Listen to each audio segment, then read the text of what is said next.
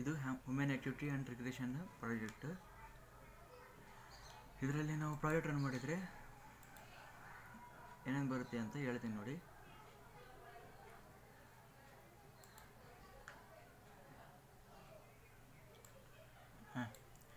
ಇದು ಗ್ರಾಫ್. ಇದು ನಮ್ಮ ಕಡೆ ಡಾಟಾ ಇರ್ತದಲ್ಲ, ನಾವು ಟೆಸ್ಟ್ ಆ್ಯಂಡ್ ಟ್ರೈನ್ ಮಾಡಿರ್ತೀವಲ್ಲ, ಆ ಡಾಟಾನ ಇಲ್ಲಿ ತೋರಿಸುತ್ತೆ. ಲೇಯಿಂಗ್ ಎಷ್ಟು ಜನ ಮಾಡಿದ್ದಾರೆ, ಸಿಟ್ಟಿಂಗ್ ಎಷ್ಟು ಜನ, ಸ್ಟ್ಯಾಂಡಿಂಗ್ ಎಷ್ಟು ಜನ, ವಾಕಿಂಗ್ ಎಷ್ಟು ಜನ ಅಂತೇಳಿ.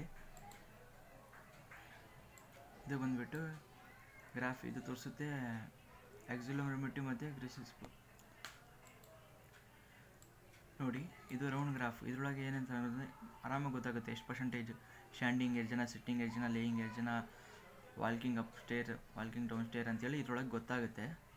ಇದು ಪ್ರಾಜೆಕ್ಟ್ ಎಕ್ಸ್ಪ್ಲೇನ್ ಮಾಡಬೇಕಂದ್ರೆ 1 ನಿಮಿಷ PPT ಮಾಡಿಬಿಟ್ಟಿದ್ದೀವಿ.